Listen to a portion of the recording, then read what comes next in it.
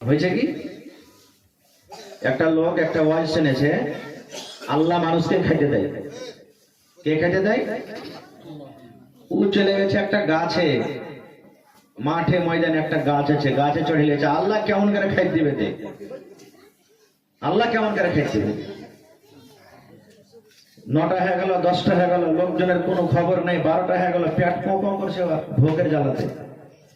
ওই যে মূলমূল কথা দেখবো যে আল্লাহ খাইতে দিচ্ছে কেমন করে। না খাটলে কেমন করে আল্লাহ খাইতে দিবে? ঠিক বেলা 2টা 3টার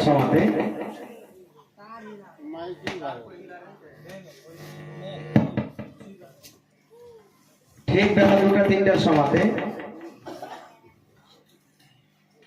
মাঠে একটা লোক কাজ করতে গেছিল রোজের সময়, খানা পিনা খাইবে তো কোনটা খাবো, চল গাছের তলাতে চলে যাই। তখন ও হাঁটতে হাঁটতে গাছের তলাতে চলে গেছে। ও লোকটা তো জানে না যে গাছের উপরে মানুষ চড়ে আছে, ই খাইতে বসছে, আর ও তো চড়ে আছে, ওর পেট পোঁকো করছে। খানা দেখে আরো ভোগ জেগে গেছে, কইতে পারে না যে ভাই খাইতে, মুখ দিয়ে কইতে পারে না। কেন? ও নিয়ত করেছে আল্লাহ খাইতে দেবে কেমন করে, দেখ পরীক্ষা করতে গেছে, আল্লাহকে পরীক্ষা করতে গেছে। ই তো খাইছে, নিজের মধ্যে খাইতে শুরু করেছে। এদিক ওদিক দেখলে যে এই লোকটা তো উপর থেকে দেখে না, তখন একটু গলা খেয়ে করে দিয়েছে, গাছে চড়ে চড়ে একটু গলা খেয়ে করে দিয়েছে। যখন খেয়ে করে দিয়েছে, তখন যে খাইতে বসছে, আরে আঞ্জর পাঞ্জর কোনো লোকজন দেখতে পাই না, কে আওয়াজ করলে? ওপর দিকে দেখছে তো একটা লোক, এ ভাই নামো নামো, এসো এসো খেলা, এসো এসো নামো।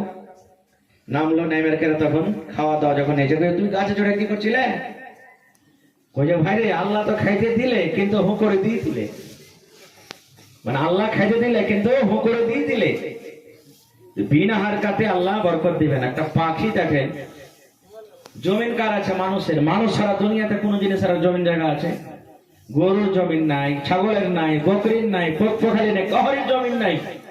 কোনদিন কেউ আল্লাহকে শেখায়ত করে না। আর মানুষের জমিন আছে, তা মানুষের কোনোদিন পেট ভরে না। ভরছে? ভরে না। একটা পাখি যখন আজান হয় তখন ও কিচির মিচির করে আল্লাহর জিকির আজকার করে নিজের ভাষাতে, আর না খেয়ে বাড়িয়ে যায়।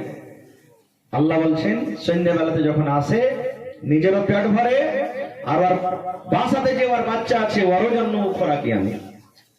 তো হরকত করতে গেলে বরকত হবে। এই মতো এই মজলিসে, দিনই মজলিসের ধরনের যত হবে, যদি মানুষের ইচ্ছা হয় যে আমি যাবো, তো কথা শুনবো, মানবো, ওই লোকটা কি আল্লাহ হেদায়েত দান করবে। আর তো বলবে যে ওই গাছে চড়ার মতন চড়ে থাকবো, কিছু করবো না, তাহলে কিন্তু হবে না।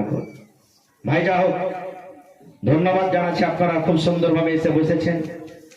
আজকে হলো তাবলীগে দাওয়াতি জালসা। শুনলাম গোটা দিন মাদ্রাসার বাচ্চারা প্রোগ্রাম করলে নাকি, এই মাদ্রাসাতে পড়ালেখা করে আপনারা প্রোগ্রাম শুনলেন যে আমাকে বেটা বেটিরা